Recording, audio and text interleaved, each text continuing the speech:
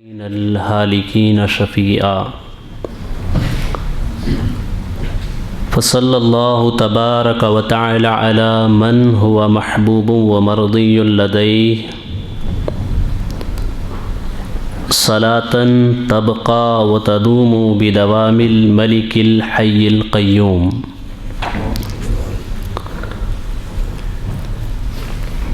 ونشهد أن لا إله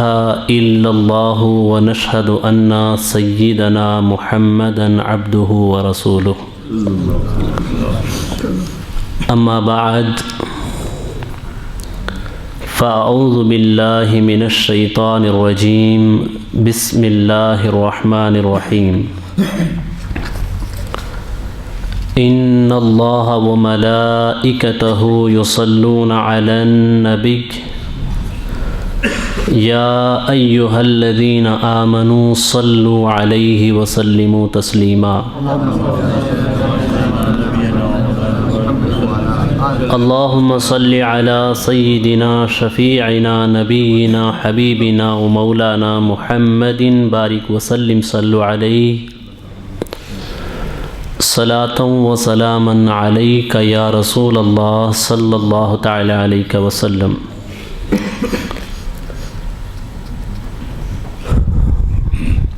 میرے پیارے آقا صلی اللہ تعالی علیہ وسلم کے پیارے دیوانوں،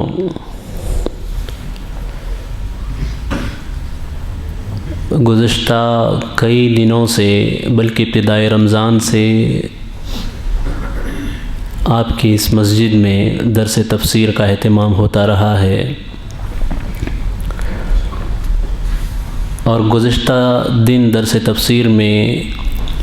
ہم نے منافقین کی جو عادتیں اور ان کی جو صفات تھی اس پہ گفتگو کی تھی.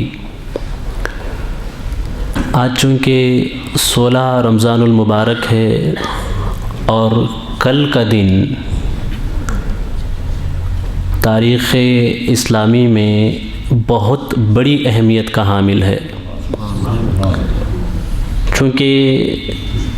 کل کا جو دن ہے 17 رمضان المبارک، وہ دن ایسا دن ہے کہ اس دن اسلامی تاریخ نے ایک نئی سمت میں ایک نیا سفر شروع کیا. چونکہ 17 رمضان المبارک کو بدر کا وہ عظیم معرکہ لڑایا گیا اور وہ عظیم معرکہ رونما ہوا کہ رسول گرامی وقار صلی اللہ تعالیٰ علیہ وسلم خود اس معرکے کے حوالے سے اپنے رب کی بارگاہ میں یوں عرض کرتے ہیں: اے میرے پاک پروردگار دو عالم، اگر اس معرکے میں مسلمان ناکام ہو گئے تو روئے زمین پہ کبھی تیری عبادت نہیں ہوگی. آج ہم یہاں بیٹھے ہیں، یہ اسی معرکے کا نتیجہ ہے. آج اس مسجد میں ہم جمع ہوئے ہیں، یہ بھی اسی معرکے کا نتیجہ ہے. تو بدر کا واقعہ کوئی ایسا واقعہ نہیں ہے کہ ہم سرسری طور پہ شارٹلی اسے بیان کر کے گزر جائیں. تو ہم نے مناسب یہ سمجھا ہے کہ بدر کا جو واقعہ ہے اس واقعے کو کافی تفصیل کے ساتھ انشاءاللہ العظیم اس کے ہر پوائنٹ کو، ہر موڑ کو آپ کے سامنے انشاءاللہ العظیم ہم پیش کریں گے. اور آج کا، کل کا اور انشاءاللہ العظیم اس کے بعد کے جو دروس ہوں گے، یہ بالخصوص بدر کے معرکے پر ہی انشاءاللہ العظیم ہم اس میں گفتگو کریں گے. اللہ تعالیٰ کی بارگاہ میں ہم دعا کرتے ہیں کہ پروردگار عالم ہمیں حق کہنے اور ہم سب کو حق سن کر اس پر عمل کرنے کی توفیق عطا فرمائے. میرے پیارے آقا صلاۃ التسلیم کے پیارے دیوانوں، آپ حضرات یہ سوچ رہے ہوں گے کہ درس تفسیر ہے اور درس تفسیر میں جنگ بدر کا ذکر کیوں. تو میں آپ کو یہ سمجھاؤں کہ صحابہ اکرام رضوان اللہ علیہ مجمعین، ان کی حیات طیبہ کا عالم یہ تھا، وہ سرکار صلی اللہ تعالیٰ علیہ وسلم کے واقعات اور جہاں کوئی واقعہ اسلامک ہسٹری سے جڑا ہوا ہے اس واقعے کو بیان کرنے کا ایسے ہی اہتمام کرتے جیسے قرآن حفظ کرنے کا وہ اہتمام کرتے تھے۔ حافظ ابن عساکر، خطیب بغدادی، یہ دونوں حضرات اپنی اپنی کتابوں میں حضرت امام زین العابدین رضی اللہ تعالی عنہ سے ایک روایت نقل فرماتے ہیں۔ آپ ارشاد فرماتے ہیں، کننا نعلم مغازی رسول اللہ صلی اللہ تعالی علیہ وسلم کما نعلم السورۃ من القرآن۔ ارشاد فرماتے ہیں ہمیں حضور صلی اللہ تعالی علیہ وسلم جن غزوات میں شرکت کرنے کے لیے تشریف لے گئے ان غزوات کی تعلیم ایسے دی جاتی جیسے کسی قرآن کی سورت کی تعلیم دی جا رہی ہو۔ تو صحابہ اکرام اس کا بہت اہتمام فرماتے۔ یہی وجہ ہے کہ ابتدائے اسلام ہی سے، اسلام کی ابتدا ہی سے جب معرکے اور غزوے کا یہ سلسلہ شروع ہوا، اسی وقت سے صحابہ اکرام نے اسے جمع کرنا شروع کر دیا کہ اللہ کے رسول صلی اللہ تعالیٰ علیہ وسلم نے کیسے کیسے اسلام کو یہاں تک پہنچایا، اور صحابہ اکرام نے اسلام کو ہم تک پہنچانے کے لیے کیسی کیسی قربانیاں انہوں نے پیش کی۔ تو سب سے پہلے یہ جو مغازی ہے نا، مغازی کے مراد وہ ہوتے ہیں کہ جس میں سرکار صلی اللہ علیہ وسلم نے بذات خود شرکت کی ہو، اسے غزوہ کہا جاتا ہے۔ تو اسی کی جمع جو ہے مغازی کے طور پہ استعمال کی جاتی ہے، اور مغازی کا اطلاق ایسی کتابوں پر ہوتا ہے جس میں حضور صلی اللہ تعالیٰ علیہ وسلم کے غزوات کی تفصیل لکھی گئی ہو، ان کی ساری ڈیٹیلز اس میں جمع کی گئی ہو۔ تو سب سے پہلے جنہوں نے اس موضوع پہ کتاب لکھی اس میں حضرت زبیر ابن عوام رضی اللہ تعالیٰ عنہ، جن کے حوالے سے رسول گرامی وقار صلی اللہ تعالیٰ علیہ وسلم نے یہ بشارت دی تھی دنیا ہی میں کہ یہ جنتی ہیں، یعنی عشرہ مبشرہ میں جو ہیں ان کے صاحبزادے حضرت عروہ، ان کے صاحبزادے حضرت عروہ ابن زبیر یہ پہلی شخصیت ہیں جنہوں نے حضور صلی اللہ تعالیٰ علیہ وسلم کے غزوات پہ انہوں نے ایک کتاب لکھی۔ اس کے بعد حضرت عقبہ ابن موسیٰ اور حضرت محمد ابن شہاب زہری، ان دونوں حضرات نے ایک ایک کتاب سرکار صلی اللہ علیہ وسلم کے غزوات کو بتانے کے لیے ایک کتاب انہوں نے لکھی۔ لیکن غزوات کے موضوع پہ سب سے اہم اور وہ کتاب جو ان تینوں کتابوں کی جامع ہو اور سب سے واضح انداز میں اسے سرکار صلی اللہ علیہ وسلم کے واقعات کو بیان کیا گیا، وہ کتاب ہے ابن اسحاق کی المغازی کے نام سے۔ یہ کتاب تاریخ اسلام میں بہت مشہور ہوئی ہے۔ میرے پیارے آقا صلاۃ التسلیم کے پیارے دیوانوں، سورہ جنگ بدر کے حوالے سے جاننے سے پہلے ہمیں کچھ چیزوں کا جاننا بہت ضروری ہے جو اس موضوع سے ریلیٹڈ ہے، تاکہ ہم صحیح طریقے سے سمجھ سکیں کہ جنگ بدر کیسے واقع ہوئی، اور پھر جنگ بدر کیوں واقع ہوئی۔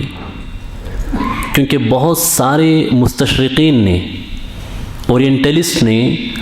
جنگ بدر کا جو واقعہ ہوا، جنگ بدر کے واقعے کو ایک غلط شکل دینے کی کوشش کی ہے۔ انہوں نے یہ ثابت کرنے کی کوشش کی ہے معاذ اللہ رب العالمین کہ اللہ کے رسول صلی اللہ تعالیٰ علیہ وسلم جنگ کا جنون پھیلانے کے لیے آئے تھے، ونعوذ باللہ من ذالک۔ انہوں نے یہ ثابت کرنے کی کوشش کی ہے۔ تو ہم اس مارکے کو سمجھنے سے پہلے وہاں کے زمینی حالات کیا تھے، کن حالات میں جنگ بدر پیش آئی اور کیوں اس کی ضرورت پیش آئی، ان ساری چیزوں کی تفاصیل جاننا ہمارے لیے ضروری ہے۔ تو ہم کوشش کریں گے انشاءاللہ العظیم کہ ان 2-3 دنوں میں اس پہ کچھ تفصیلی معلومات آپ کے حوالے کریں۔ میرے پیارے آقا صلاۃ التسلیم کے پیارے دیوانوں، یہاں ایک بات سب سے پہلے یہ سمجھیں کہ ایک چیز ہوتی ہے غزوہ اور ایک چیز ہوتی ہے سریہ، ٹھیک؟ ایک غزوہ ہے اور ایک ہے سریہ۔ جنگ بدر جو ہے اس کا شمار غزوے میں ہوتا ہے۔ اس کی تعریف بھی میں آپ کو بتا دوں، چونکہ اب تاریخ اسلام آپ پڑھیں گے تو آپ کو پتہ چلے گا کہ اللہ کے رسول صلی اللہ تعالیٰ علیہ وسلم نے کوئی سریہ روانہ فرمایا، اللہ کے رسول صلی اللہ تعالیٰ علیہ وسلم نے اس غزوے میں شرکت فرمائی، یہ چیزیں آپ کے سامنے آئیں گی۔ تو مفسرین، مؤرخین اور ہسٹری کے جو ماہرین حضرات ہیں، ان تمام کی آراء کو اگر جمع کیا جائے تو یہ بات سامنے آتی ہے، جنہوں نے سیرت پہ قلم اٹھایا ہے اور جنہوں نے سیرت پہ کچھ لکھا ہے، ان سب کی طرف نظر کرنے سے ایک بات سمجھ میں آتی ہے کہ بعض لوگوں نے یہ کہا کہ غزوات کی کل تعداد 19 ہے، 19، اور بعض لوگوں نے یہ فرمایا کہ ان کی کل تعداد 27 ہے، 27 ہے۔ اور سرایا کے حوالے سے مفسرین اور مورخین اور تاریخ دانوں نے اور ساتھ ہی ساتھ سیرت نگاروں نے مین سرایا کی تشریح کر دی ہے کہ سرایا کیا ہے۔ تو ان دو کو میں آپ کو سب سے پہلے سمجھاؤں کہ سریہ کیا ہے اور غزوہ کیا ہے۔ غزوہ وہ سفر جسے رسول گرامی وقار صلی اللہ تعالیٰ علیہ وسلم خود اپنی رہنمائی میں طے کریں، وہ سفر جو جہاد کی خاطر کیا گیا ہو اور اس میں اللہ کے رسول صلی اللہ تعالیٰ علیہ وسلم نے خود اس میں شرکت کی ہو، چاہے وہاں جنگ ہوئی ہو یا نہ ہوئی ہو، اس سے کوئی فرق نہیں، لیکن جہاد کی غرض سے اللہ کے رسول صلی اللہ علیہ وسلم نے اس میں خود شرکت فرمائی ہو، تو ایسی جنگ کو غزوہ کہا جاتا ہے، ٹھیک۔ اور اللہ کے رسول صلی اللہ تعالیٰ علیہ وسلم نے تو کوئی شرکت نہ فرمائی ہو، بلکہ اپنے صحابہ میں سے کسی کو امیر بنا کر کے کسی سیکرٹ مشن پہ سرکار صلی اللہ علیہ وسلم نے روانہ فرمایا ہو، اور سرکار خود اس میں بذات خود شریک نہ ہوئے ہوں، تو اسے سریہ کہا جاتا ہے، ٹھیک۔ سریہ یہ اصل ماخوذ ہے سریہ سے۔ سریہ کے معنی عربی زبان میں یہ ہوتے ہیں رازدار، راز کے معنی میں آتا ہے، اور رازداری جہاں برتی جاتی ہے اسے کہا جاتا ہے سریہ۔ اب سرکار صلی اللہ علیہ وسلم صحابہ اکرام کو روانہ کرتے تھے کسی مخصوص مشن کے تحت، وہ مشن کبھی کبھار فوجی نوعیت کے بھی ہوتے تھے اور کبھی کبھار جاسوسی نوعیت کے ہوتے تھے، تو ان کو سریہ کہا جاتا ہے۔ اب میرے پیارے آقا صلی اللہ علیہ وسلم کے پیارے دیوانوں، غزوہ بدر کو سمجھنے سے پہلے ہمیں یہ سمجھنا ہے کہ چونکہ غزوہ بدر جو ہوا ہے یہ اپنے ڈیفنس میں ہوا ہے۔ غزوہ بدر میں مسلمان کسی پر حملہ کرنے کے لیے نہیں گئے تھے، بلکہ مسلمانوں نے اپنا دفاع کیا تھا۔ جو باہر کی طاقتیں تھیں وہ اسلامک اسٹیٹ پہ حملہ کرنے کے لیے آئی تھیں، تو مسلمان جو تھے انہوں نے اپنے اسٹیٹ کی حفاظت کرنے کے لیے ٹو پروٹیکٹ دا اسٹیٹ انہوں نے ڈیفنس کیا ہے، وہاں پہ انہوں نے کسی پہ وہاں پر اٹیک نہیں کیا۔ تو میرے پیارے آقا صلی اللہ علیہ وسلم کے پیارے دیوانوں، یہ رسول گرامی وقار صلی اللہ تعالیٰ علیہ وسلم سے کی ہجرت فرمانے سے 1 یا 2 سال پہلے کے واقعات میں یہ ہے کہ سرکار صلی اللہ تعالیٰ وسلم نے اعلان نبوت فرمایا۔ 40 سال کی عمر میں سرکار صلی اللہ علیہ وسلم نے اعلان نبوت فرمایا۔ اس کے بعد 13 سال تک سرکار صلی اللہ علیہ وسلم مکہ میں قیام پذیر رہے۔ جنگ بدر جو واقع ہوئی ہے ہجرت فرمانے کے دوسرے سال، ہجرت کے دوسرے سال میں رمضان المبارک کے مہینے میں جنگ بدر واقع ہوئی ہے، دوسری ہجری میں۔ اب سرکار صلی اللہ تعالی وسلم 11ویں ہجری، ہجرت سے پہلے یعنی اعلان نبوت کے 11ویں سال میں اعلان نبوت فرمایا سرکار نے، اس کے 11ویں سال میں سرکار صلی اللہ تعالی وسلم کا اس سے پہلے بھی یہ معمول تھا اور اس کے بعد بھی یہ معمول تھا کہ حضور صلی اللہ تعالی علیہ وسلم یہ کوشش فرماتے تھے کہ حج کے موقع پر جو باہر سے لوگ مکہ شریف میں آتے تھے، حضور صلی اللہ تعالی وسلم ان کے پاس جاتے، مختلف قبیلوں کے پاس جاتے اور مختلف قبائل کے جو سردار ہوتے تھے ان کے پاس جاتے تھے، اور انہیں جا کر کے یہ سمجھانے کی کوشش کرتے تھے کہ آپ اسلام کے دامن میں آئیں، آپ دعوت اسلام کو قبول کریں۔ تو اس میں ایسا ہوتا تھا کہ بہت سارے لوگ اسلام کی دعوت کو قبول کرنے سے انکار کرتے تھے، لیکن 11ویں سال میں، اعلان نبوت کے 11ویں سال میں پروردگار عالم نے اللہ کے رسول صلی اللہ تعالی وسلم پر خصوصی کرم فرمایا، اور وہ خصوصی کرم یوں ہوا کہ سرکار صلی اللہ علیہ وسلم جب کسی سے کوئی بات کہنے کے لیے جاتے تھے تو کفار نے پہلے ہی ایسا پروپیگنڈا کر رکھا تھا کہ کوئی حضور کے قریب جائے ہی نہیں۔ انہوں نے یہ کہہ دیا تھا کہ بھئی کوئی اللہ کے رسول کی بات کو سنے ہی نہیں، کیونکہ ان کی زبان کے اندر جادو ہے، کوئی اگر ان کی بات معاذ اللہ سن لیتا ہے تو پھر یہ ہوتا ہے کہ اس کے دل میں وہ بات اتر جاتی ہے، جادو کے ذریعے سے یہ اس پہ اپنا اثر چھوڑ دیتے تھے۔ تو جو بھی وہاں پہ آتے تھے کفار مکہ ان کو دور رکھنے کی کوشش کرتے تھے، اور کوئی سرکار صلی اللہ علیہ وسلم کے قریب ان کی دعوت سننے کے لیے اور سرکار صلی اللہ علیہ وسلم کے فرامین کو سننے کے لیے نہیں جاتا تھا۔ آپ ذرا سوچیں، آج ہم اللہ تبارک و تعالیٰ نے بہت ساری نعمتیں ہمیں دی ہیں، اللہ نے بہت ساری چیزیں ہمیں عطا فرمائی ہیں، اللہ کی نعمتوں سے ہم استفادہ کر رہے ہیں۔ میرے حضور صلی اللہ تعالیٰ علیہ وسلم جو پوری کائنات کے سردار ہیں، حضور اپنی دعوت لے کر لوگوں کے پاس جا رہے ہیں کہ میری دعوت کو قبول کرو، لیکن بدلے میں کوئی حضور کی دعوت قبول کرنے کے لیے تیار نہیں، لیکن سرکار پھر بھی دعوت کا کام کر رہے ہیں۔ اور آج ہمیں اللہ نے سب آسائشیں فراہم کی ہیں، لیکن آج ہم دعوت کے کام سے کتنے دور ہیں۔ حضور نے دعوت کا کام کیا، اور پھر پروردگار عالم کو آپ کی اس کوشش پہ آپ کی یہ کوشش ایسی پسند آئی کہ قبیلہ اوس اور خزرج کے کچھ لوگ ایسے تھے جو حج کرنے کے لیے وہاں پہ آئے ہوئے تھے، حج کرنے کے لیے وہاں آئے تھے۔ اللہ کے رسول صلی اللہ تعالیٰ علیہ وسلم گئے، اور جانے کے بعد سرکار صلی اللہ علیہ وسلم نے یہ کہا کہ بھائی میں آپ سے کچھ باتیں کرنا چاہتا ہوں کہ آپ میری بات سننے کے لیے تیار ہیں؟ ٹھیک۔ اور حضور نے فرمایا کہ اگر آپ لوگ تھوڑی دیر بیٹھ جائیں تو میں اپنی بات آپ کے سامنے رکھ سکتا ہوں۔ اب یہاں پہ دیکھیں، کوئی حضور کی بات سننے کے لیے آگے نہیں آتا تھا۔ اوس و خزرج کے جو لوگ تھے گئے ہوئے تھے وہاں پہ، یہ 2 قبیلے تھے، مدینہ میں بستے تھے۔ انہوں نے جیسے یہ سنا کہ اللہ کے رسول صلی اللہ علیہ وسلم ان سے یہ کرے، انہیں یہ پتہ نہیں تھا کہ یہ اللہ کے رسول ہیں، بس سرکار نے یہ فرمایا تھوڑی دیر بیٹھ جاؤ۔ اب وہ لوگ تھوڑی دیر بیٹھ گئے۔ اب حضور کے کہنے پہ بیٹھنا یہ تھا کہ پروردگار نے ان کو ایمان کی دولت نصیب فرمائی۔ سرکار دوسروں کو دعوت دیتے تھے، لوگ سرکار کی دعوت سننے کے لیے تیار نہیں تھے، ایک لمحے کے لیے بھی دعوت سے بھاگتے تھے۔ یہ پہلے لوگ تھے جنہوں نے، جو باہر کے قبائل میں سے، مکہ میں سے تو کچھ لوگوں نے اسلام قبول کیا تھا، جس نے بھی حضور کی بات سنی، یعنی سرکار کے ایک حکم کو مانا، تو اللہ نے اسے ایمان کی دولت عطا فرمائی۔ اور یہ عطا فرمایا انہیں کہ اللہ نے ان کو جہنم سے آزاد کر دیا، سرکار کے ایک حکم ماننے کی بنا پر، سرکار کی ایک بات ماننے کی بنا پر۔ یہی خزرج اور اوس کے قبیلے کے کچھ لوگ گئے ہوئے تھے 11ویں سال میں اعلان نبوت کے، جب حضور نے ان سے کہا کہ بیٹھیں تو وہ لوگ بیٹھے، اور اللہ کے رسول صلی اللہ تعالیٰ علیہ وسلم نے اپنی دعوت پیش کی۔ اور جیسے ہی سرکار صلی اللہ علیہ وسلم نے اپنی دعوت پیش کرنی تھی، پروردگار نے کرم فرمایا اور 6 لوگوں نے اس وقت اسلام قبول کیا۔ 6 لوگ، یہ جو 6 لوگوں نے اسلام قبول کیا، یہ تاریخ اسلام میں بہت بڑا واقعہ ہے۔ ان 6 لوگوں نے اسلام قبول کیا، اور 6 لوگ اسلام قبول کر کے یہ گئے۔ قبیلہ اوس اور خزرج سے ان کا تعلق تھا۔ اوس و خزرج مدینہ شریف میں بسنے والے 2 قبیلے تھے جو 2 بھائیوں کے نام سے موسوم تھے۔ اوس اور خزرج یہ 2 بھائی ہوا کرتے تھے، ان کے درمیان 600 سال سے زائد عرصے سے جنگیں ہوا کرتی تھی۔ 600 سال سے زائد عرصے سے یہ لوگ لڑا کرتے تھے، مدینہ شریف میں یہ لوگ رہا کرتے تھے۔ اور مدینہ شریف میں جو یہودی تھے وہ ان دونوں کو آپس میں لڑانے کی بہت زیادہ کوششیں کرتے تھے، اور ان دونوں کو لڑا کر کے اسلام کے خلاف، ان دونوں کو لڑا کر کے ان کی طاقت کو ختم کرنے کی یہ لوگ کوشش کیا کرتے تھے۔ اب یہ ہوا کہ ان 6 لوگوں نے اسلام قبول کیا، اسلام قبول کر کے یہ مدینہ شریف گئے۔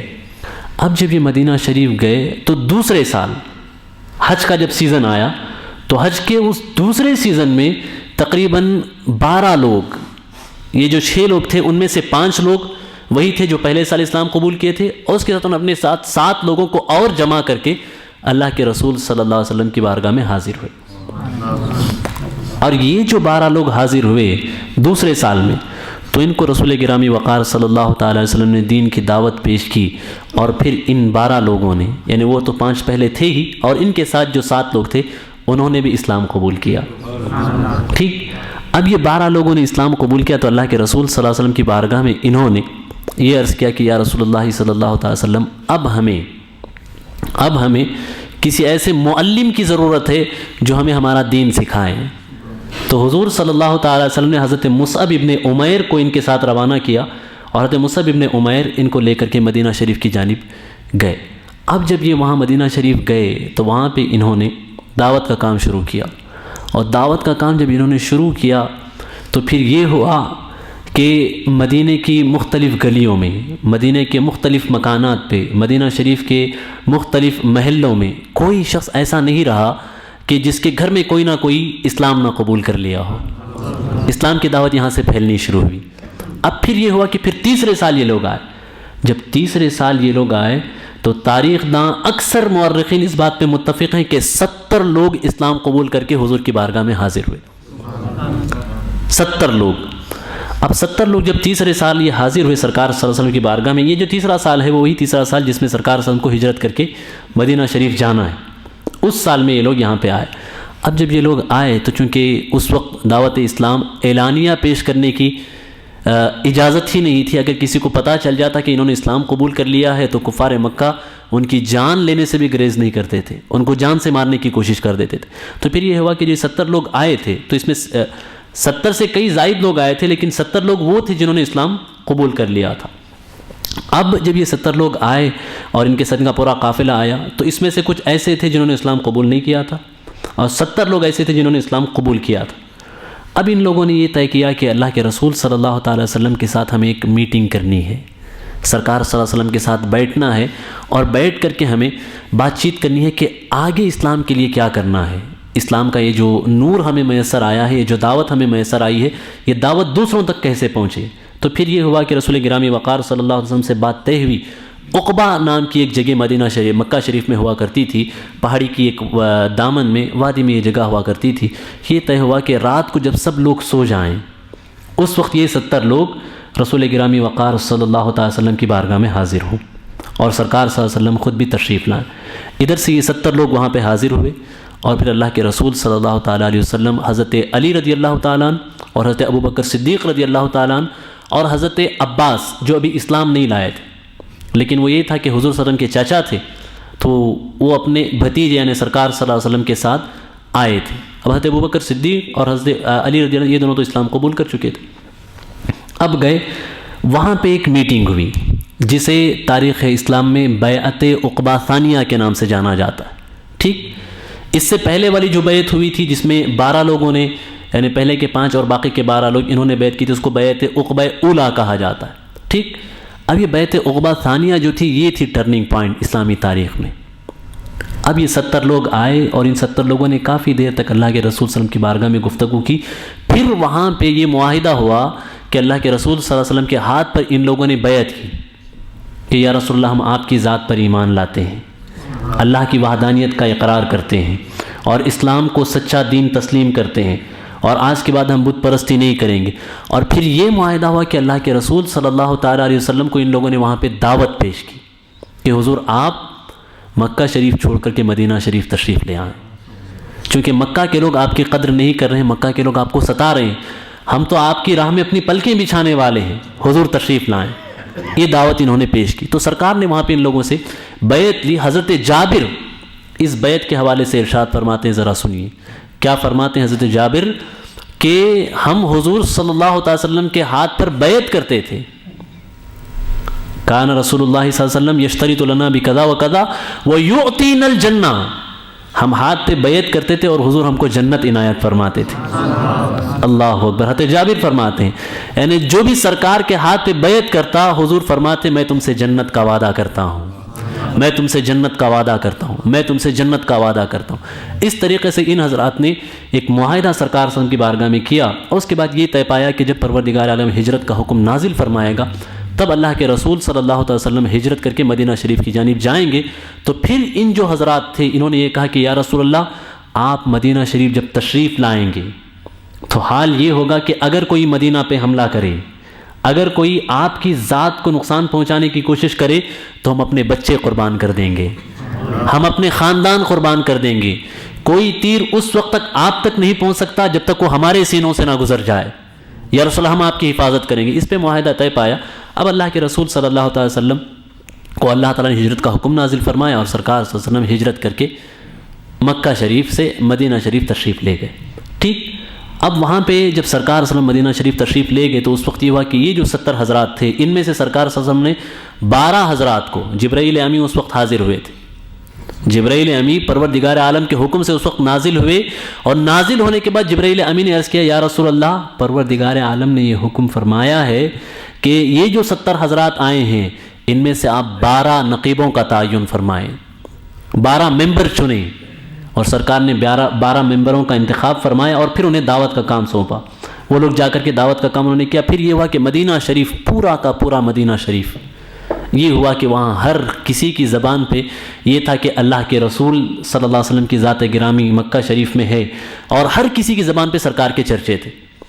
اور ہر کوئی جو ہے رسول گرامی وقار صلی اللہ علیہ وسلم کے انتظار میں رہا کرتا تھا۔ اب وہ کیا کیفیت رہی ہوگی، وہ کیا دن رہے ہوں گے، اور وہ کیا لمحات رہے ہوں گے، اسے بس انسان محسوس کر سکتا ہے کہ کیسی وہ حالت تھی۔ میرے پیارے آقا صلی اللہ علیہ وسلم کے پیارے دیوانوں، اب سرکار صلی اللہ علیہ وسلم جب مکہ شریف سے مدینہ شریف جانے کا یہ ہوا کہ حضور نے پہلے خبر بھجوا دی تھی کہ ہم ہجرت کر کے آنے والے ہیں، تو وہاں حال یہ تھا کہ لوگ درخت پہ چڑھ جایا کرتے تھے، پہاڑوں پہ چڑھ جایا کرتے تھے، دیکھتے تھے کہ کہاں حضور کی سواری تشریف لا رہی ہے۔ ایک دن پھر یہ ہوا کہ پتہ چلا سرکار صلی اللہ علیہ وسلم تشریف لانے والے ہیں، تو پورا مدینہ امڑ آیا حضور صلی اللہ علیہ وسلم کی آمد پہ استقبال کرنے کے لیے۔ بچیاں دف بجاتی تھیں اور طلع البدر علینا کے نغمات گائے جاتے تھے۔ حضور تشریف لائے۔ اب پھر یہ ہوا کہ جب سرکار صلی اللہ علیہ وسلم مدینہ شریف تشریف لائے تو ان باتوں سے جو مکہ کے کفار تھے، بڑے بڑے جو سردار تھے، ان لوگوں کو کافی خوف محسوس ہونا شروع ہوا، تو ان لوگوں نے دھمکیاں دینا شروع کی۔ مکہ شریف سے مدینہ شریف میں جو لوگ بستے تھے ان کو دھمکیاں دینی شروع ہوئی کہ ہم تم پہ حملہ کر دیں گے، ہم مدینہ شریف میں جو لوگ اللہ کے رسول صلی اللہ علیہ وسلم کی بات مان رہے ہیں ان کو ختم کرنے کی کوشش کریں گے، معاذ اللہ رب العالمین۔ اور اس طرح کی طرح کی کوششیں ہونے لگیں۔ اور پھر جتنے لوگ رسول گرامی وقار صلی اللہ علیہ وسلم کی ہجرت کے بعد ہجرت کر کے گئے، تو ان کی جتنی جائیداد تھی، ان کا جتنا مال تھا، جو پراپرٹی تھی، اسے سب مکہ کے کفار نے جمع کر کے رکھ لیا، سب جمع کر کے رکھ لیا انہوں نے۔ اور بہت سارے صحابہ کا تو یہ ہوا کہ جب وہ ہجرت کرنے کے لیے نکلے، سرکار صلی اللہ علیہ وسلم کی بارگاہ میں آنے کے لیے نکلے، تو یہ ہوا ان کا حال کہ انہوں نے اپنا مال متا لے کر کے جانے کی کوشش کی، تو کفار نے آ کر گھیر لیا، بولے کہ تم یہاں سے نہیں جا سکتے، اگر جانا ہی ہے تو یہ مال لے کر نہیں جا سکتے۔ تو اللہ اکبر، صحابہ اکرام نے اس وقت جو باتیں کہی تھی اسے دیکھیں کیسا ان کا عشق تھا، کیسی ان کی محبت تھی، اور سرکار سے کیسا لگاؤ تھا ان کا۔ وہ کہتے ہیں مال نہیں، ہم سے جو چاہے لے لو، بس ہمیں تو یہ چاہیے کہ ہم حضور کے قدموں میں پہنچ جائیں۔ کئی صحابہ ایسے ہیں جنہوں نے اپنا سارا مال و متاع ترک کر دیا اور چھوڑ کر کے ہجرت کر کے گئے، تو جب سرکار کی بارگاہ میں پہنچے تو اللہ کے رسول نے فرمایا کہ یہ آپ کا سفر گھاٹے کا نہیں ہے، فائدے کا سفر ہے۔ تم نے دنیاوی مال کو چھوڑا ہے لیکن تم نے جنت کو حاصل کر لیا ہے۔ اور ایسا جو سفر ہو، یہ سفر کبھی نقصان دہ یا گھاٹے کا سفر نہیں ہو سکتا۔ تو میرے پیارے آقا صلی اللہ علیہ وسلم کے پیارے دیوانوں، اب یہ ہوا کہ مکہ شریف سے مدینہ شریف کے راستے سے ہو کر ملک شام کے لیے مکہ کے جو تاجر ہوا کرتے تھے، ان کے سامان تجارت کے قافلے گزرا کرتے تھے، ان کے سامان تجارت کے قافلے گزرا کرتے تھے۔ اب پھر یہ ہوا کہ ان لوگوں نے مسلمانوں پہ حملہ کرنے کی بار بار دھمکیاں دینا شروع کی اور مسلمانوں کو ڈرانے کی کوشش کی۔ تو رسول گرامی وقار صلی اللہ تعالیٰ علیہ وسلم نے دفاع کے طور پہ یہ کیا کہ جب کوئی ان کا کوئی قافلہ گزرتا تھا تو حضور صلی اللہ علیہ وسلم 20 25 30 35 40 50 اس طریقے سے صحابہ کی ایک ٹولی بناتے تھے اور ٹولی بنا کر کے انہیں روانہ کرتے تھے کہ آپ جائیں یہاں سے، اور جا کر کے بس لڑنا نہیں ہے اور اس پہ حملہ نہیں کرنا ہے، تھوڑا سا ان کو ڈرانا ہے، دھمکانا ہے، یہ بات کر کے کہ کہیں وہ ہم پہ حملہ نہ کر دیں، اپنے ڈیفنس کے لیے اپنے کو آگے بڑھنا ہے۔ تو اس طرح سرکار صلی اللہ علیہ وسلم نے کئی سرایا روانہ فرمایا۔ تاریخ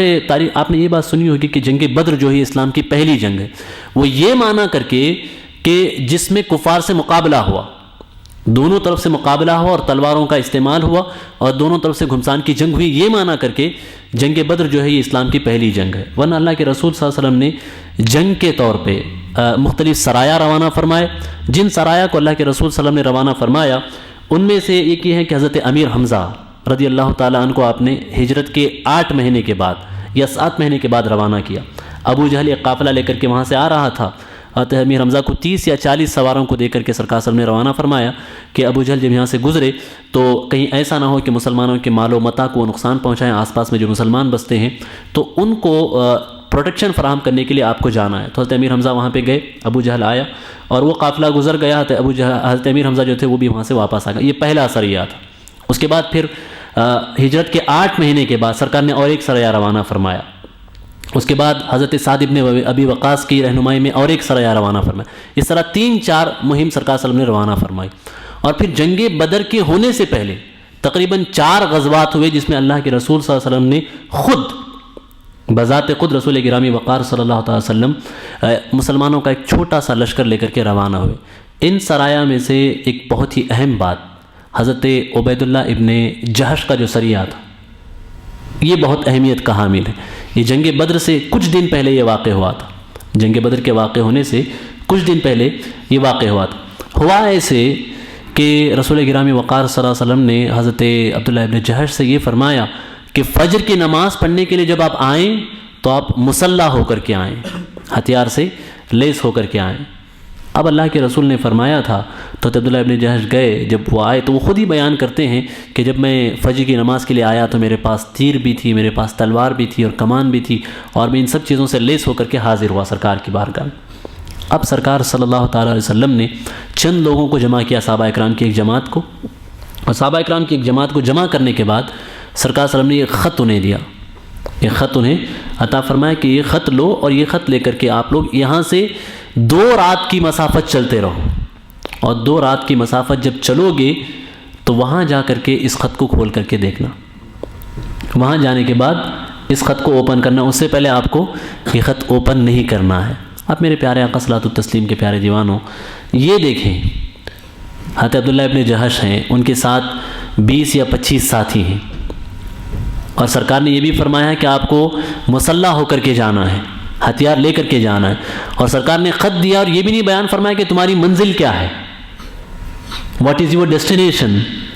رسول گرامی وقار صلی اللہ علیہ وسلم نے اس کی وضاحت نہیں فرمائی، صرف خط دیا اور ان کو روانہ کیا۔ لیکن صحابہ اکرام میں سے تاریخ شاہد ہے کسی نے ایک لفظ کچھ نہیں کہا یا رسول اللہ آپ ہمیں کہاں بھیج رہے ہیں، ایک لفظ کسی نے نہیں کہا کہ حضور آپ ہمیں کہاں روانہ کر رہے ہیں، کسی نے سوچا بھی نہیں اس حوالے سے، کیونکہ وہ جانتے تھے کہ ہم کو جو بھیج رہے ہیں یہ نائب پروردگار ہیں، حضور روانہ کریں، بس حضور آپ اشارہ کر دیں، ہماری جان آپ کے قدموں پہ قربان ہے۔ صحابہ کی یہ جماعت روانہ ہوئی خط لے کر کے۔ اب یہ حضرات گئے اور جانے کے بعد 2 رات کی مسافت انہوں نے طے کی، اور 2 رات کی مسافت طے کرنے کے بعد صحابہ اکرام کی اس جماعت نے اس خط کو کھولا تو رسول گرامی وقار صلی اللہ تعالیٰ علیہ وسلم نے اس خط میں لکھا تھا کہ تمہیں جس جگہ پہ جانا ہے اس جگہ کا نام ہے بطن نخلہ۔ بطن نخلہ ایک وادی تھی، ایک جگہ تھی جسے حضور نے منشن فرمایا تھا، اور فرمایا تھا کہ جب تم وہاں پہنچو گے تو تمہیں ایک قافلہ ملے گا، تمہیں ایک قافلہ ملے گا جو کفار کے سامان تجارت کا قافلہ ہے، تمہیں اس قافلے پر حملہ نہیں کرنا ہے، بس اپنے ڈیفنس کی خاطر انہیں یہ بتانا ہے کہ مسلمان اپنے دفاع میں تیار ہیں، کوئی مدینے پہ حملہ کرنے کی کوشش نہ کرے، بس یہ دکھانا۔ تو میرے پیارے آقا صلاۃ التسلیم کے پیارے دیوانوں، وہ حضرات گئے اور پھر وہ قافلہ جس جگہ رسول گرامی وقار صلی اللہ علیہ وسلم نے بیان فرمایا تھا اسی جگہ ان کو وہ قافلہ ملا۔ اب میں یہاں پہ بات سمجھانا اس لیے چاہتا ہوں، یہ ساری باتیں جو میں آپ کو بتا رہا ہوں نا، میں آپ کی تھوڑی سی برائن میکنگ کر رہا ہوں، سمجھ رہے ہیں، آپ کی ذہن سازی کر رہا ہوں کہ جنگ بدر جب ہم اس پہ گفتگو شروع کریں گے تو آپ کو بہت ساری چیزوں کی وہاں پہ ضرورت پڑے گی۔ تو اس میں دیکھیں رسول گرامی وقار صلی اللہ علیہ وسلم مدینہ شریف میں بیٹھے ہیں، ہے نا، حضور کی ذات بابرکت صرف ہمیں دینی ضروریات سکھانے کے لیے نہیں آئی تھی،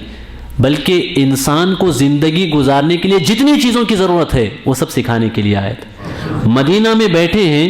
2 دن 3 دن کی مسافت پر کون سا قافلہ کب پہنچے گا حضور کو خبر ہے، حضور کو پتہ ہے۔ ایک کامیاب کمانڈر وہ ہوتا ہے جو اطراف کے حالات پہ نظر رکھے، جنگی نقطہ نظر سے۔ ایک کامیاب، ایک سکسیسفل کمانڈر وہ ہوتا ہے جسے پتہ ہو کہ جو لوگ ہمارے مقابلے میں ہیں ان کی نقل و حرکت کیا ہے۔ آج جاسوسی، اگر جاسوسی کا شعبہ کسی فوج میں نہ ہو تو وہ جنگ جیت ہی نہیں سکتی، ہے کہ نہیں؟ سامنے والے جو لشکر ہوتے ہیں اور سامنے والے جو ہمارے مقابل میں ہوتے ہیں، اگر ان کی نقل و حرکت کی خبر کسی کے پاس نہ ہو تو کوئی فوج جنگ نہیں جیت سکتی۔ یہ رسول گرامی وقار صلی اللہ علیہ وسلم تربیت فرما رہے ہیں، آنے والے خطرات سے تم آگاہ رہو، آنے والے خطرات سے تم الرٹ رہو کہ کون تمہارے آس پاس میں کیا کرنے والا ہے، کون تمہیں کیسے نقصان پہنچانے والا ہے۔ یہ صحابہ اکرام کو تربیت فرما رہے ہیں۔ تو میرے پیارے آقا صلاۃ التسلیم کے پیارے دیوان، اب اللہ کے رسول صلی اللہ تعالی وسلم نے ان کو روانہ کیا، وہاں پہ چند واقعات ہوئے، اور اس اس جنگ میں سب سے پہلا ایک کافر قتل ہوا. اس میں یہ اسلامی لشکر اور پھر غیر اسلامی جو تھے کفار تھے ان کے درمیان مقابلے میں یہ پہلی جان تھی جو قتل ہوئی اس سریے میں. ٹھیک، اب وہ وہاں سے جب واپس آئے تو رسول گرامی وقار صلی اللہ علیہ وسلم کو پتہ چلا کہ ابو سفیان ایک بہت بڑا تجارتی قافلہ لے کر کے یہاں سے ملک شام کے لیے روانہ ہونے والے. ٹھیک،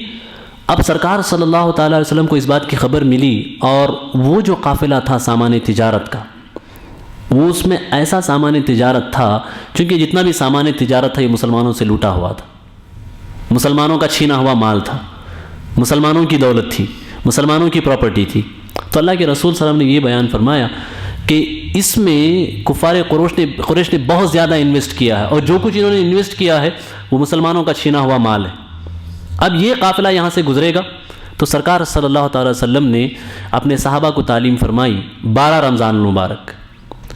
المبارک کا یہ واقعہ ہے. اپنے صحابہ کو تعلیم فرمائی اور صحابہ اکرام کی ایک جماعت اپنے ساتھ سرکار صلی اللہ علیہ وسلم نے لی، اور لے کر کے حضور صلی اللہ تعالیٰ علیہ وسلم ذوالعشیرہ نام کی ایک جگہ تھی، اس جگہ سرکار صلی اللہ علیہ وسلم وہاں تک گئے. اور جب سرکار صلی اللہ علیہ وسلم وہاں تک پہنچے تو سرکار صلی اللہ علیہ وسلم نے کیا دیکھا کہ وہ قافلہ جو یہاں آنے والا تھا وہ قافلہ گزر کر کے ملک شام کی طرف چلا گیا. ٹھیک، اب یہ قافلہ واپس پلٹ کر کے آنے والا تھا. اب یہ جو قافلہ واپس پلٹ کر کے آنے والا تھا یہی قافلہ جنگ بدر کی بنیادی وجہ بنا. جنگ بدر کا جو بنیادی ریزن تھا کہ جنگ بدر جو ہوئی اس میں جو مین ریزن ہے، جو مین سبب گھومتا ہے وہ یہی قافلہ ہے. یہ قافلہ جب وہاں سے واپس آیا تو حضور صلی اللہ علیہ وسلم اس وقت ذوالعشیرہ کے مقام پہ سرکار صلی اللہ علیہ وسلم قیام فرما تھے، اور پھر جب وہ قافلہ واپس آیا تو بدر کے مقام پہ ان دونوں کے درمیان ملاقات ہوئی. اور اس میں کیا ہوا اور کس طریقے سے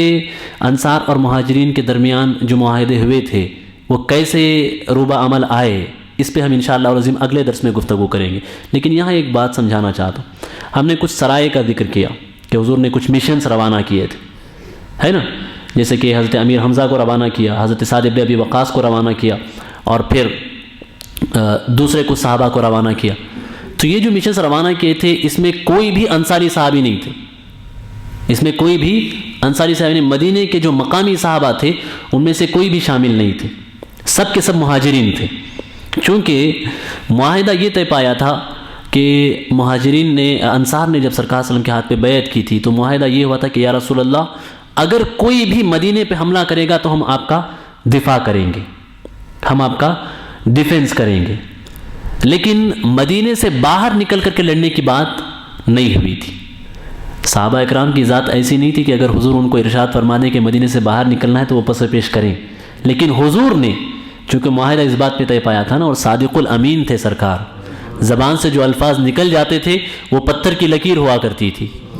حضور نے یہ فرما دیا تھا کہ جب مدینہ سے باہر نکلنے کی بات وہاں پہ اس معاہدے میں نہیں تھی تو ان جتنے بھی سرایات اور غزوات میں جن لوگوں نے شرکت کی وہ سب کے سب مہاجر صحابہ تھے. انصاری صحابہ میں سے کسی نے بھی اس میں شرکت نہیں کی. انصاری صحابہ نے جس میں سب سے پہلے شرکت کی وہ جنگ بدر تھی، جنگ بدر. اور اس جنگ بدر میں جو واقعات جب مدینہ شریف سے نکلنے کی باری آئی اس وقت کے واقعات اگر آپ سنیں گے اور آج ہم اپنی کیفیت کی طرف نظر دوڑائیں گے تو میرے پیارے آقا صلاۃ التسلیم کے پیارے دیوانوں، ہم دعویٰ کرتے ہیں کہ ہم حضور سے محبت کرتے ہیں، ہم دعویٰ کرتے ہیں کہ اللہ کے رسول صلی اللہ علیہ وسلم سے ہم عشق رکھتے ہیں. ذرا دیکھیں صحابہ اکرام کی کیفیت کیا تھی. جب سرکار نے گفتگو کی تو وہ دین کے لیے کیسی قربانی دینے کے لیے راضی ہو گئے، وہ دین کے لیے کیا کچھ قربان کرنے کے لیے تیار ہو گئے. یہ جو ساری باتیں میں نے آپ کو بتائی میں نے اس لیے بتائی کہ اس وقت کے جو حالات تھے اور آج کے جو حالات ہیں یہ مختلف نہیں ہیں. اس وقت بھی پوری دنیا اسلام کو دبانا چاہتی تھی، آج بھی دنیا میں عالم یہ ہے کہ پوری دنیا اسلام کو دبانا چاہتی ہے. میرے پیارے آقا صلاۃ التسلیم کے پیارے دیوانوں، اس وقت اسلام دعوت کے ذریعے سے آگے بڑھا، آج بھی اسلام آگے بڑھے گا دعوت کے ذریعے سے. اور دعوت کا یہ کام کرنے کے لیے اس وقت تک ہم کامیاب اس میں نہیں ہو سکتے جب تک مسلمان اپنے ٹائم کی قربانی نہ دیں، اپنے وقت کی قربانی نہ دیں. میرے پیارے آقا صلاۃ التسلیم کے پیارے دیوانوں، دین کا کام اور دین کی دعوت کو دوسروں تک پہنچانا یہ جذبہ تھا صحابہ اکرام میں، جس کی خاطر انہوں نے اپنے بچوں کو قربان کر دیا. ہاں یہاں پہ ایک بہت اہم بات میں بتانے سے رہ گیا، وہ سب سے اہم بات یہ تھی کہ جب 70 افراد سرکار صلی اللہ علیہ وسلم کے ہاتھ پر بیعت کرنے کے لیے آئے تھے، 70 افراد حضور صلی اللہ علیہ وسلم کے ہاتھ پر بیعت کرنے کے لیے تشریف لائے تھے، تو اس میں 2 خواتین بھی تھیں، 2 خواتین بھی تھیں، اور ان خواتین میں سے ایک خاتون کا عالم یہ تھا کہ کوئی جنگ ایسی نہیں تھی جس میں انہوں نے شرکت نہیں کی ہے۔ جب ان کے شوہر کسی جنگ میں شرکت کے لیے جاتے تھے تو وہ اپنے بچوں کو آگے کر دیتی تھی کہ تم اسلام کے دفاع کے لیے جا رہے ہو، تم حضور کی حفاظت کے لیے جا رہے ہو سکتا ہے کہ تمہاری جان ناکافی ہو، میرے ان بچوں کو لے کے جاؤ۔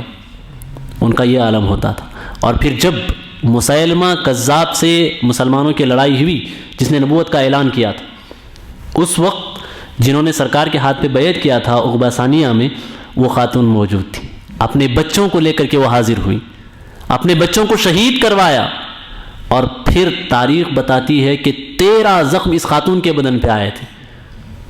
اسلام کی خاطر انہوں نے یہ قربانی پیش کی۔ میرے پیارے آقا صلاۃ التسلیم کے پیارے دیوانوں، یہ سب باتیں میں آپ کو اس لیے بتا رہا ہوں کہ آپ اپنی تاریخ کو جانیں۔ اگر ہم اپنی ہسٹری کو نہیں جانیں گے، ہم اپنی تاریخ کو نہیں جانیں گے، تو یقین مانیں ہم ایک بہتر مستقبل کی طرف نہیں بڑھ سکتے۔ اگر آپ مستقبل میں آگے بڑھنا چاہتے ہیں تو آپ کو اپنی تاریخ پہ نظر رکھنی ہوگی، آپ کو اپنی ہسٹری پہ نظر رکھنی ہوگی کہ کیسے کیسے بزرگان دین اور صحابہ اکرام نے قربانیاں پیش کی ہیں۔ اور آج ہم یہ تو نہیں کہتے کہ آپ ہتھیار اٹھا کر کے لڑنے کے لیے چلے جائیں، نہیں، ہم یہ کہتے ہیں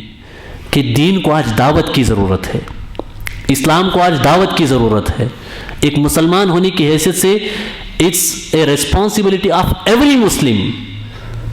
یہ ہر ایک کی ذمہ داری بنتی ہے کہ ہم دین کی دعوت کے لیے آگے بڑھیں۔ ہم کیا کر سکتے ہیں؟ جیسے مثال کے طور پہ آپ کچھ نوجوانوں کو دین کی دعوت کی جانب لا سکتے ہیں تو آپ یہ کریں،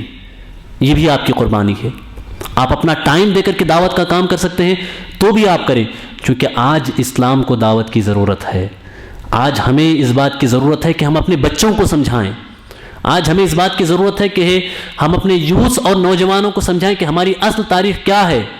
اسلامی اصل تاریخ یہ نہیں ہے کہ عراق میں جا کر یا ایران میں جا کر یا شام میں جا کر کے اپنے ہی بھائیوں کو قتل کرو۔ اسلامی تاریخ میں ایسا کوئی واقعہ نہیں ہوا ہے۔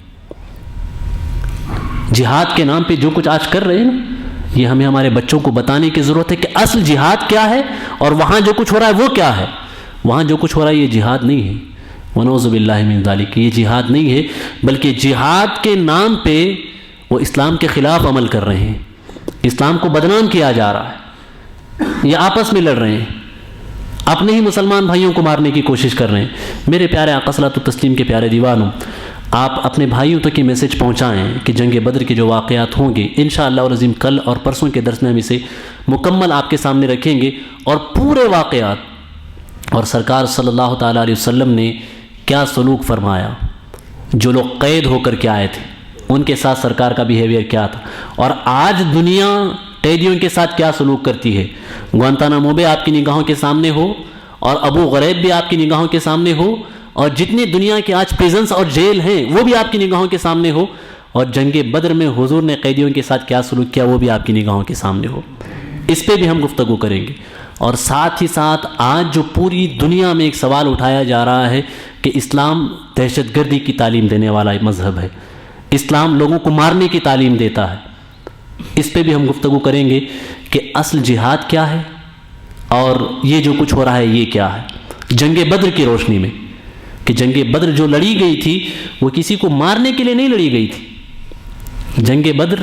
اپنے دفاع میں لڑی گئی تھی، جنگ بدر اپنی حفاظت کے لیے لڑی گئی تھی۔ مدینہ شریف پہ تقریباً 36 مرتبہ حملے کیے گئے ہیں، پوری تاریخ آپ اٹھا کر کے دیکھیں گے تو 36 مرتبہ مدینہ پہ حملے کیے گئے ہیں، اور اللہ کے رسول صلی اللہ علیہ وسلم، اللہ کے رسول کے صحابہ نے اپنے ڈیفنس میں وہ آگے بڑھے ہیں، اپنے دفاع میں وہ آگے بڑھے ہیں، کبھی کسی پر حملہ کرنے کے لیے تیار نہیں گئے۔ اور جب فتح مکہ کا وقت آیا، مکہ شریف جب مسلمانوں نے فتح کیا تو اس وقت عالم کیا تھا؟ پوری فتح مکہ میں 10 یا 12 لوگ صرف قتل ہوئے تھے اور مکہ فتح ہو گیا، اور آج تم ایک ایک جنگ میں لاکھوں لوگوں کی جان قربان کر دیتے ہو۔ آج ایک ایک جنگ کے اندر ہزاروں انسانی جانیں چلی جاتی، ہو رہا ہے کہ نہیں ہو رہا ہے؟ اور اس کے باوجود دعویٰ یہ ہے کہ اسلام لوگوں کو مارنے کی دعوت دیتا ہے۔ ونعوذ باللہ من ذلک۔ ہم اس پہ بڑی تفصیلی گفتگو اور تحقیقی گفتگو کریں گے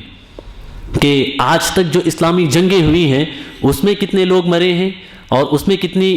انسانی جانیں ضائع ہوئی ہے، اور آج کل جو جنگیں ہو رہی ہیں ایک ایک جنگ میں کتنے لوگ مر رہے ہیں۔ اس کے بعد پھر آپ ان دونوں کو اپنے سامنے رکھ کر کے فیصلہ خود ہی کر لیں کہ آپ کی جو جنگیں ہیں اس میں زیادہ انسانوں کی جانیں جا رہی ہیں یا تاریخ اسلام میں اب تک جو جنگیں ہوئی ہیں اس میں لوگوں کی جانیں گئی ہیں۔ انشاءاللہ العظیم ہم یہ پوری گفتگو کل اور پرسوں کے درس میں کریں گے۔ آپ اس بات کو جہاں تک پہنچا سکتے ہیں، جتنے نوجوانوں تک پہنچا سکتے ہیں پہنچائیں، تاکہ ہمارے نوجوان آئیں اور جانیں کہ ہماری تاریخ کیا ہے، ہمارے نوجوان آئیسس کا شکار نہ ہوں، ہمارے نوجوان کسی بھی ٹیررسٹ گروپ کا شکار نہ ہوں، تاکہ وہ پہچانیں کہ یہ جو کر رہے ہیں اس میں اور اللہ کے رسول نے جس جہاد کی دعوت دی اس میں کیا فرق ہے، اس میں کیا ڈیفرنس ہے، اور وہ اپنی ہسٹری کو بھی جانیں، اپنی تاریخ کو بھی جانیں۔ آج کے لیے میں اسی پہ اکتفا کرتا ہوں۔ میں نے ارادہ یہ کیا تھا کہ کچھ اور باتیں کہیں، لیکن وقت بہت شارٹ ہوتا ہے اور ساری باتیں کہنا اس میں ممکن نہیں ہوتا ہے۔ میں کوشش کروں گا کہ کل اور پرسوں 2 دنوں میں اپنے مضمون کو سمیٹوں اور مختصر انداز میں انشاءاللہ العظیم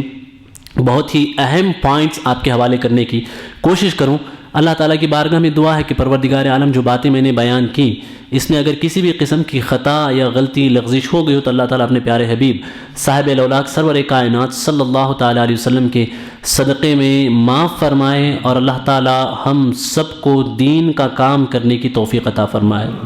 پروردگار ہم سب سے اپنے دین کا کام لے، اللہ تعالیٰ مسلمانوں میں یہ فکر پیدا کرے، اللہ تعالیٰ مسلمانوں کو یہ توفیق دے کہ وہ دین کے کام کی خاطر آگے آئیں۔ اللہ تعالیٰ ہم سب سے وہ کام لے جس سے وہ راضی ہو اور اس کے پیارے حبیب صلی اللہ تعالیٰ علیہ وسلم راضی ہوں، اور پروردگار عالم خالص اپنی رضا کے لیے دین کا کام کرنے کی ہمیں توفیق عطا فرمائے۔ استغفر اللہ ربی من کل ذنب و خطیئۃ و اتوب الیہ وما علینا الا البلاغ۔ السلام علیکم ورحمۃ اللہ وبرکاتہ۔